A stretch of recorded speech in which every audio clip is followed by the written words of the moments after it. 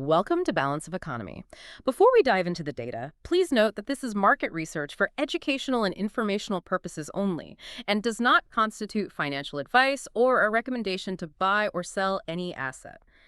Let's look at the numbers because today we're looking at a massive multi-trillion-dollar tug of war happening right now in Washington. Yeah, it really is a critical moment. We're looking at basically a financial crossroads involving the highest levels of the U.S. government, traditional banking titans, and the absolute frontier of digital tech. Right. And the friction between those three groups is it's reaching a total boiling point. Absolutely. So to set the scene for you listening, today's date is April 9, 2026. And the sources we have in front of us, they center around this incredibly urgent push by Treasury Secretary Scott Bessent. Yeah, he is really trying to force this massive crypto market structure bill through Congress before the 2026 midterms completely consume the calendar. Which they always do. But before we go any further, I do want to do a quick impartiality check. Because this involves President Trump, bipartisan lawmakers, Wall Street giants. It's a minefield. It is. It's so easy to get swept up in the politics. But for the next 15 minutes or so, we are putting our political blinders firmly on. We don't care about the red or the blue today, you know? We only care about the mechanics of the green. Right, the money. Exactly. So we're just going to look at what these sources are arguing impartially without taking any political side or endorsing any industry.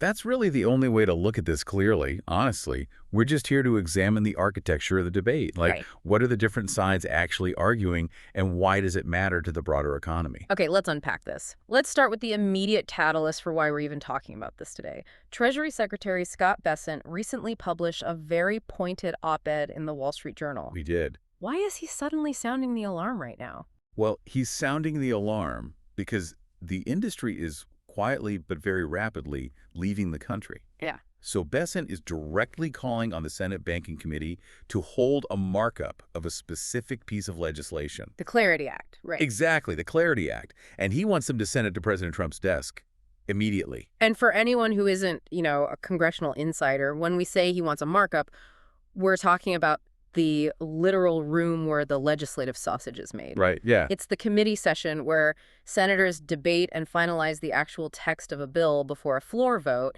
And the fact that Bessent is out there demanding one publicly, it means the process is totally stalled. It is stalled at the worst possible time, too.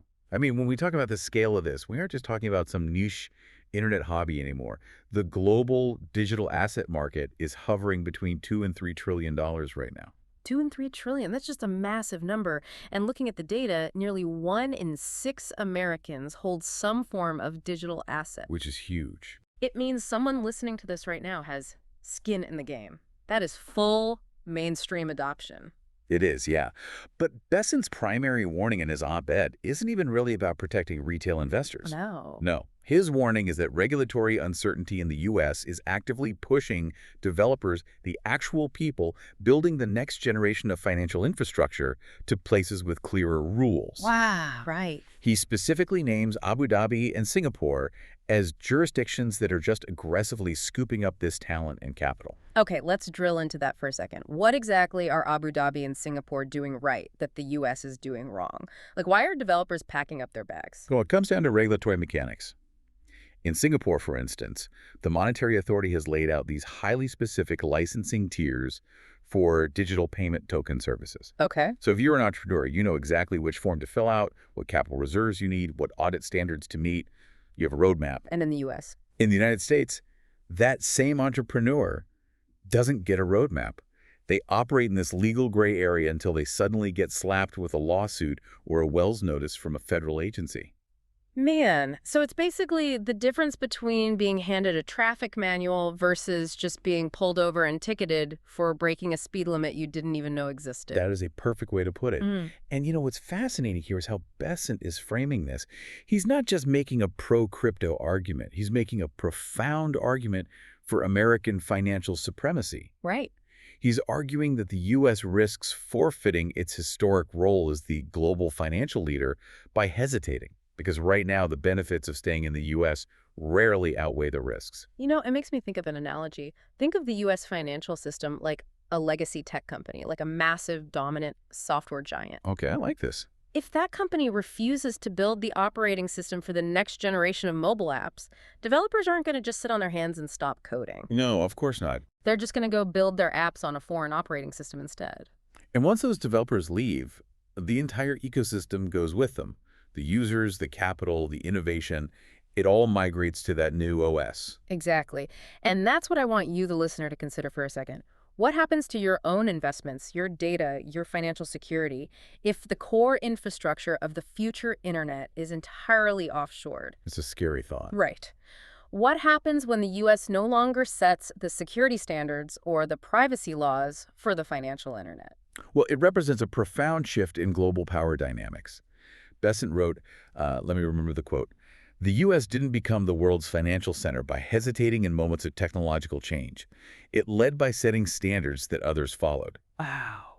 He's essentially saying that if we don't build this, someone else will, and they are going to own the future. And really, this shift from crypto as a niche retail thing to actual institutional infrastructure is the key. Tell me more about that. Well, the lack of clarity isn't just keeping crypto startups away. It's keeping the massive institutional floodgates closed. I'm talking about pension funds, 401ks, massive institutional capital that is currently sidelined, just waiting for legal certainty. So it's a massive wealth transfer waiting to happen. Exactly. A wealth transfer from emotional retail traders to highly prepared institutions. Okay, so Bessent's fear of offshoring isn't just theoretical. He's looking directly at what happened with the Genius Act last year. They tried to fix stablecoins in isolation, and it kind of backfired. Yeah, it did. And that failure is exactly why he is demanding the Clarity Act right now. So let's unpack the difference between these two massive pieces of legislation. Right. So to understand the current gridlock, you have to look back to July of 2025. That's when President Trump signed the Genius Act into law. Okay. And the Genius Act was specifically designed to create a regulatory framework just for stablecoins. And the logic there made sense at the time, right? Stablecoins are basically the bridge between traditional finance and crypto. They're digital dollars moving at the speed of the internet. So Congress figured, let's regulate the currency first. And they did. Bessent even points to the Genius Act as proof that bipartisan progress on digital assets is actually possible. But, and this is the crucial part of his argument, a stablecoin framework alone is deeply insufficient. Right. He argues that the Genius Act needs the Clarity Act to actually function properly. Because you can't have the digital currency without the market structure to trade it on. It's like minting billions of dollars in new poker chips, but failing to provide the rules for how the casino actually operates. That's exactly it. Without the Clarity Act, you have the digital dollars, but you don't have the clear rules for the highways those dollars need to travel on. You can't support tokenized assets or decentralized exchanges. So let's look at what the Clarity Act actually does under the hood, because this is where the mechanics get incredibly messy. The sources note it defines when a digital asset is legally considered a security versus a commodity. And that distinction is the entire ballgame. Let's unpack why that matters. Because if a token is labeled a security, it falls under the jurisdiction of the SEC. If it's a commodity, it goes to the CFTC. Why is the crypto industry so terrified of the SEC? Well, because the SEC's regulatory framework was largely designed in the 1930s for traditional companies issuing stock. It requires massive, ongoing financial disclosures, centralized management teams, strict registration processes. Right, which crypto doesn't really have. Exactly. A decentralized token doesn't have a CEO. It doesn't have a quarterly earnings report. So trying to force a decentralized digital asset into a 1930s securities framework is just mathematically and legally incompatible in most cases. But the CFTC is different. Yeah, the CFTC uses a more principles-based approach designed for commodity markets, which the industry feels is just much more adaptable to digital tokens. Got it. So the Clarity Act draws that jurisdictional line in the sand.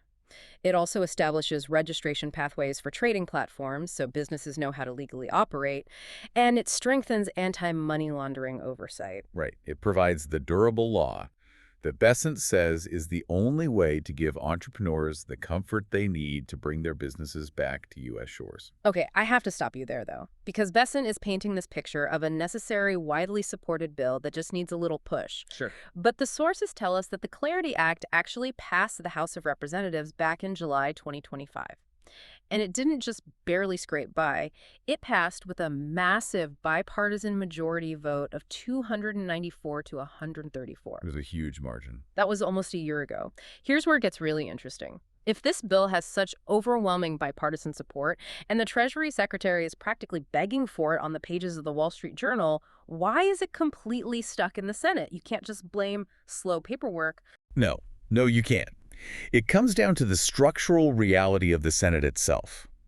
Because the Clarity Act spans both securities and commodities markets, it triggers a jurisdictional turf war. Oh, between the committees. Yes.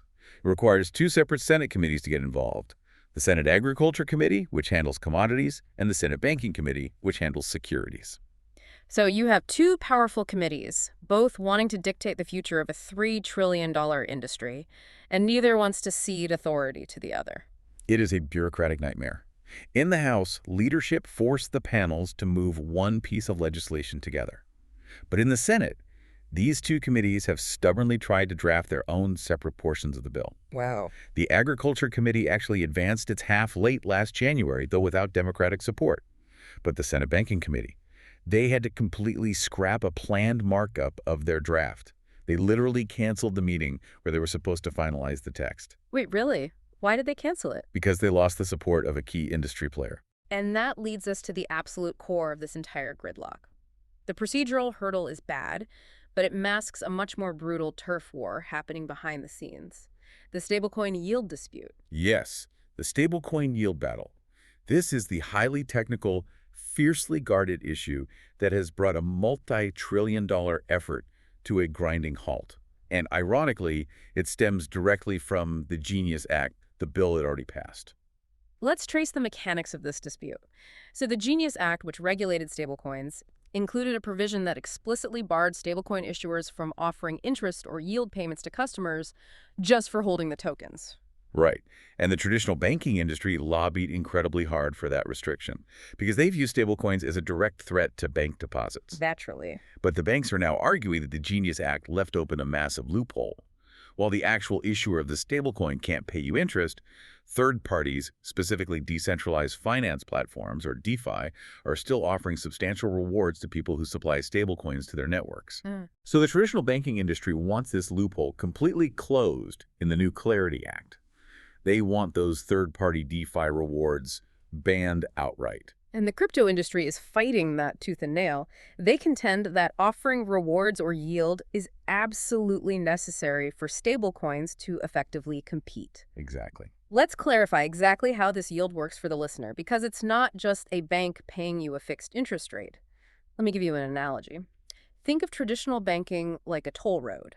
The bank owns the road, and when money travels across it, the bank collects the tolls. Right.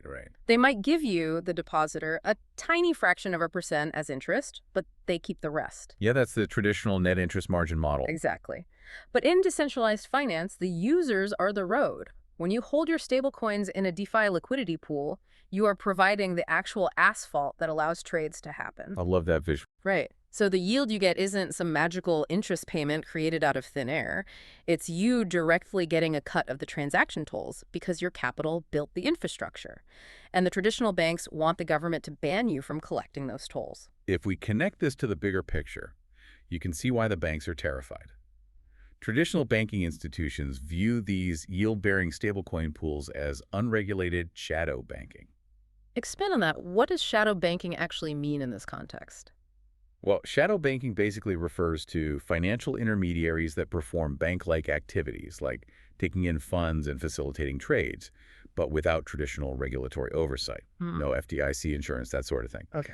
The banks argue that if a retail user can hold digital dollars in a crypto wallet and get a 5% reward from a DeFi protocol, massive amounts of capital will drain out of traditional savings accounts. Which could trigger a digital bank run. Exactly. It could destabilize the traditional financial system. So the banks aren't just being greedy, they have a genuine fear of systemic risk. They're looking at the 2008 financial crisis, which was heavily driven by shadow banking, and saying, we cannot let an unregulated parallel banking system emerge on the internet. Wow. Okay, so the banks feel completely justified. But the crypto innovators, the people building the toll roads in the analogy, argue that these rewards are fundamental to the architecture. Without the financial incentive to provide liquidity, the decentralized networks just cease to function. Right. And neither side is willing to back down. Now, the sources do mention a glimmer of hope recently. In late March, Senators Angela Alsop-Brooks and Tom Tillis reportedly reached a bipartisan agreement in principle on this exact stablecoin yield provision. Okay, so they found a compromise. Well, they reportedly found a compromise. Yeah. But the sources heavily caution that it's entirely unclear whether this backroom deal actually has the support of the broader industries. Right, because reaching an agreement in a closed office is one thing. Getting the massive lobbying arms of both Wall Street and the crypto industry to accept it, that's another challenge entirely. And even if they miraculously solved the yield issue, the sources note there were still unresolved issues regarding how to protect DeFi users and how to implement illicit finance provisions without destroying the privacy of the blockchain. Which is a whole other huge debate. And, we were talking earlier about how the institutional floodgates are waiting for this clarity. But if we connect this to our previous themes on the show, this invisible infrastructure is about more than just finance, isn't it? Oh, absolutely. It connects directly to physical infrastructure. Think about what happens when those institutional floodgates finally open. The transaction volume on these networks is going to explode. Right. And scaling the digital economy requires a massive increase in computing power. That means more data centers. And data centers need relentless, stable power. So regulatory clarity in crypto directly drives massive demand for battery energy storage systems, or BESS. Wow. So clear financial rules in Washington actually translate to a physical boom in energy storage across the country. Exactly. That's the long-term moat being built here, which is such a stark contrast to the short-term price volatility you see on retail crypto exchanges. Right. People get so distracted by the day-to-day price swings, they miss the actual infrastructure being laid down. But that brings us to the ultimate pressure cooker. This standoff over yield and all this pending infrastructure meets a very unforgiving reality, the legislative calendar. Yeah, the clock is ticking. We are in April 2026. The midterm elections are rapidly approaching. And midterms change the entire psychology of Washington. Lawmakers stop governing and they just start campaigning. If this legislation doesn't pass before the election season completely takes over the summer, it could be stalled indefinitely. A new Congress comes in, committee chairs flip. The entire multi-year process of drafting the Clarity Act might have to start over from scratch. That is the exact nightmare scenario Bessent is trying to avoid. Senator Cynthia Lummis did indicate recently that a banking committee hearing might take place in late April. That is the critical moment. Make or break. If they hold that markup and advance the bill, it has a chance. If the consensus falls apart again over the yield issue, the bill likely dies for the year. So what does this all mean? It means the pressure is entirely on the Senate Banking Committee to act and act perfectly. They have to thread the needle between traditional banking giants terrified of shadow banking and crypto innovators who say decentralized yields are essential to their survival. Yeah. They have to merge their securities-focused draft with the Agriculture Committee's commodities-focused draft. Yeah. And they have to do it all before the 2026 midterms swallow the legislative agenda. It's a monumental task. But it goes back to Bessent's ultimate vision. He is pushing Congress because he believes passing this is the only way to ensure the next generation of financial innovation is, and this is a direct quote from his op-ed, built on American rails, backed by American institutions, and denominated in American dollars. Built on American rails, backed by American institutions, denominated in American dollars. That is a powerful summary of what is at stake here. While this $3 trillion market waits for durable law, the U.S. is essentially fighting a three-front war. Right. They're fighting against the ticking clock of the midterms, they're fighting against the internal structural divisions of the Senate, and they're fighting a massive turf war between traditional banks and crypto innovators over digital yield. And if they fail to navigate those three fronts, the consequence isn't just a dead bill. The consequence, as Bessent warns, is that the entire industry simply packs up, takes its capital and developers, and moves to Abu Dhabi or Singapore, where they already figured the mechanics out. Which leaves us with a pretty heavy realization. We've spent this time unpacking the mechanics of a legislative fight, but the implications go so far beyond Washington, it affects the core of global finance. It absolutely does. Yeah. And it leaves me with one final thought to consider. Building on everything we've discussed, we talked about stablecoins being tied to the U.S. dollar, acting as digital dollars. But think about the underlying infrastructure. If the U.S. fails to pass the Clarity Act and all of the developers and liquidity pools move offshore, what happens to global U.S. dollar dominance? Oh, wow. Can the U.S. dollar truly remain the world's reserve currency if the technology and the networks that actually move it live entirely outside of U.S. jurisdiction, regulated by competing countries? That is the trillion-dollar question. If the global financial operating system isn't ours, does it even matter if the currency running on it is? Exactly. That's the data for today. Now, I want to hear from you. Is Scott Bessent the final catalyst for the next institutional bull run, or just more government noise? Drop your thoughts in the comments below. Don't forget to subscribe to Balance of Economy for high-density market insights. Stay sharp and stay informed.